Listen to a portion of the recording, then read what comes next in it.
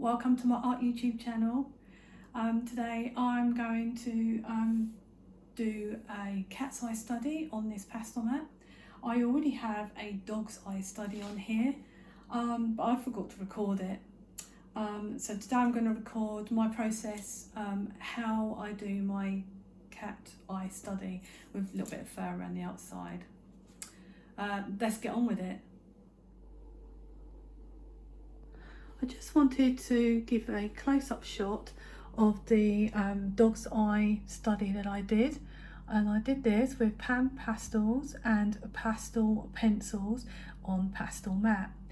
I did not start with any drawing at all. I just went straight onto the pastel mat with the pastel pencils to do the outline first, and this is exactly what I'm going to do when I do the cat's eye. So I'm jumping straight in with my pastel pencils, just outlining where I need my drawing and defining the shape. And as I mentioned before, I did not start with a line drawing. Normally I would sketch out on a normal piece of cartridge paper because I could rub out as much as I like in it. It doesn't matter with that paper. And then when I'm finished, I will then trace my drawing over onto the pastel mat. But as this was just a little bit of fun play, I wasn't too worried about making it look really perfect, so I just wanted to go in freehand and started this process. And I'm using greens and yellows and ochres and Payne's grey, blacks and greys. And I like to start off with the pupil there, and I did go straight in with a black because it is just going to be black, and I did put a little bit of Payne's grey on that later just so it doesn't look too flat. And I'm putting in the greens and yellows and working my way out to start off with, just to, you know, give myself a heads up really of what I'm doing and where things need to be. And I was blending the greens and yellow together with just the pastel pencils.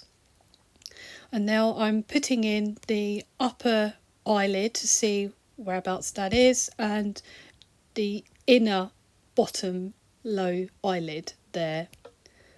And as you can see, I'm working with blunt pastel pencils. I just wanted to get some underpainting in and just block in some colours, and you can see that this top inner eyelid that I'm doing, as I was placing the black down, you can still see the tooth of the paper through it, and that's because pastel mat has a lot of tooth, which is why it's really good for pastel, because it really grips the pastel. And I never use fixative on my pastel work because you don't need to when you use this paper. And it just allows you to layer, and you need to have lots of layers to be able to get good depth in a picture, to make it more 3D and to pop straight out instead of looking too flat. And I will keep sort of reworking areas, and what I've been doing with this study is, instead of blending a lot with my fingers, I do a little bit now and then, I'm just want to try and blend just using the pastel pencils themselves. So I will go in with one pencil and then I'll come in after and I'll just go over a little bit, and it just sort of mushes it together, because you're able to do that when your pastels are a bit blunt. It's just like rubbing it into the surface. You've probably noticed that I've speeded up this video because the drawing of just this eyeball part itself took me a couple of hours. So here I am with my mid-green, mapping in the areas where most of the green is showing, and it's sitting on top of yellow, and I'm using this lighter green and I'm mushing the three colours together as I'm carry on working here. And I am looking at my reference photo that I'm using. I'm not doing this completely out of my head, but I am making it a little bit different than what I'm seeing because, well, I want to. and the reference photo that I'm using actually come from Pixabay. The photos on Pixabay are copyright free.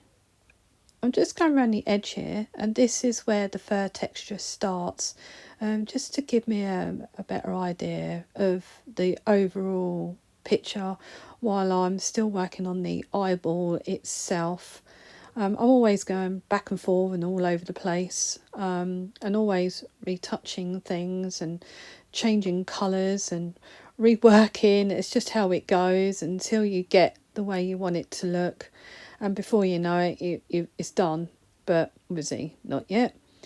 And I'm trying to make sure that the top of that eye is going to be a little bit darker but not bright, so which is why you sometimes see me go in with some greys just to make it a little bit dull, because that's what I'm after. So I'm just pulling down some of the colour towards the eyeball, just to give it the shape of the eyeball. And here I've got this paintbrush, and what I'm doing is I'm going over the whole lot and I'm just blending it all in. It is a normal paintbrush and it's dry, it's got nothing on it, and I'm just pushing it into the paper. So I'm coming back in with the pastel pencils again, and I'm going over, and you just have to be patient, just have to keep working this way. That's just how it works. So I'm using very light pressure when I'm using my pastel pencils. I don't want to go in very hard, and you'll end up with harsh lines, and you don't want that. It's best to be very light and layer a lot. I'm still applying my mid colours. I just want to put the colours, what I see in a reference photo, in the right places. And because I've already done a layer already, it just sort of glides on and it mixes with the layer underneath. I can see lots of ochres in there, dotted around, and some bright yellows, and just basically putting the greens on and just keep going and going and going, and keep it soft so it's not looking too hard. And you can see that I use my finger there to just blend it out a bit, because I just don't want it to, I don't want one colour overpowering another. I want it to all mush together, but obviously you can see the different colours at the same time, so they blend into each other. And the white reflection here, you've got to keep it white, which is why I keep retouching it up with white and a very light sort of almost white grey as well, just to keep it there, because that's a reflection that actually makes it a bit more 3D when you've finished with everything else. And I have to sort of work around that area, and I'm still putting in more yellows and greens, and I will keep going and going until I'm satisfied with what I have in the end. I will start to put some darker green in there. You've seen me going with it before. This is a darker ochre, and you need to get your darks dark enough and your lights light enough. And if you can get that contrast right, you've got a 3D picture. If you're enjoying the video so far, it would be great if you can give me a thumbs up, please. That will help my channel a lot. And subscribe and click the bell button to get notification, especially when I put part 2 up. So I just want to mention that I'm actually using 2 different brands of pastel pencils. I'm using Carbofello and I'm using Faber-Castell Pitt. And the difference between why I'm using the 2 different brands is because the Carbofello, which is these ones you're seeing right now, they're a softer pastel. And the Pitts, where I come in and they just look like a wood brown colour, they're a harder pastel.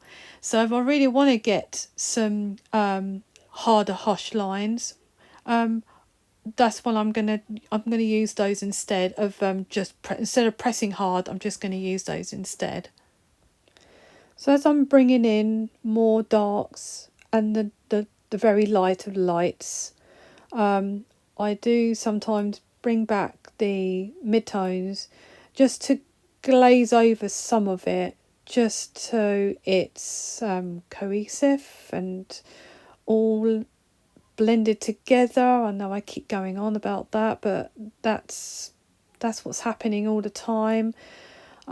Just keep reworking areas, making the eye look more round and glassy, so it looks like there's movement in the eye, a little bit like a marbly glazy look.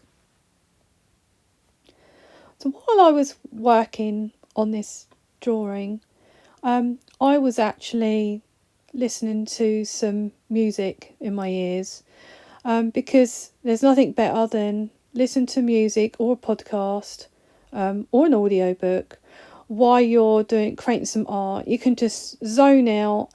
You don't have to think about anything.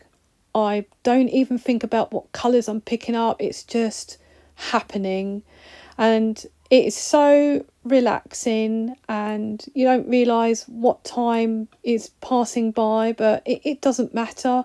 If you're doing something you're enjoying and it makes you happy and it's relaxing, you're just going to keep going and you're going to keep drawing, and that's why I love it so much.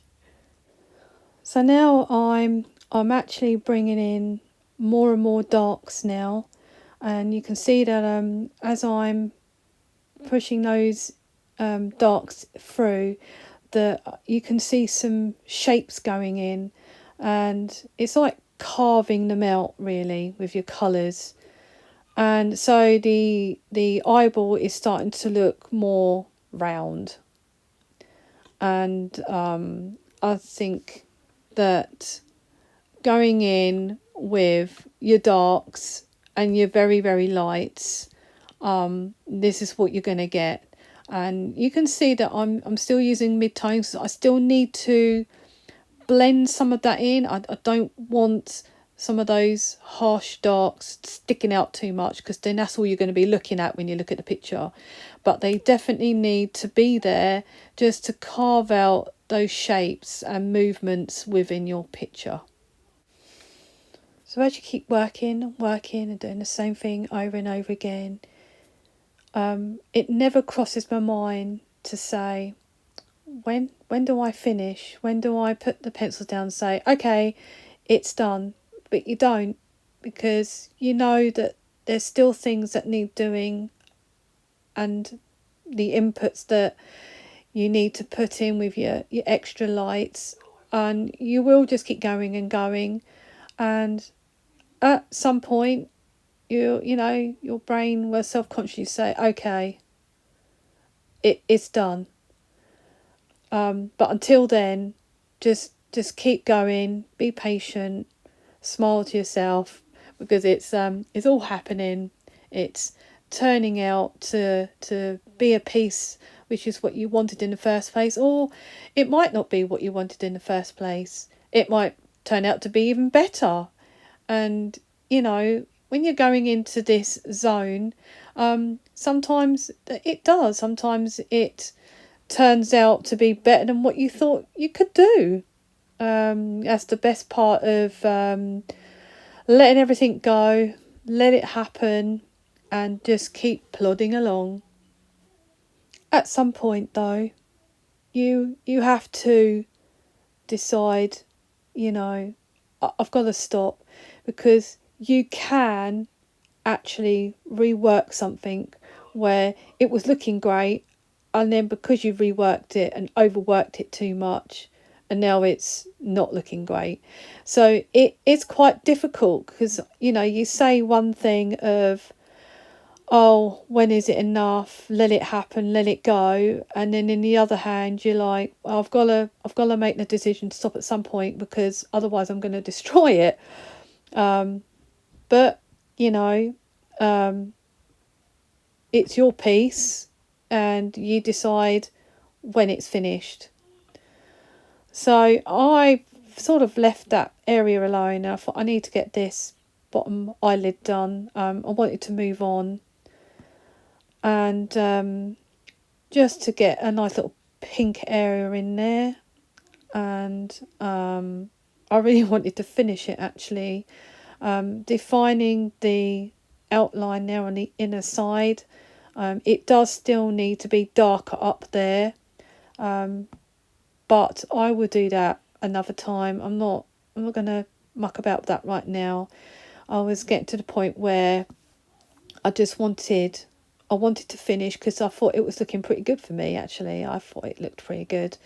But I needed to sort this tear duct area out just to bring in some of those greys and dark greys, and the highlight there I think I used like an almost white grey, just so it looks a little bit watery, just to finish that up. Have a look around, see what else I need to finish off, and doing the glazing. Thank you for watching my video. I've already started part 2 of the video that will be uploaded in 2 weeks, because I upload every other week on a Thursday, and you will see where I finish the texture of the fur around the eye, and I hope that you will join me in the video. If you'd like to subscribe, if I haven't said already, and press the bell notification, you will be notified when I upload a video. I hope to see you then. I'll see you next time. Goodbye.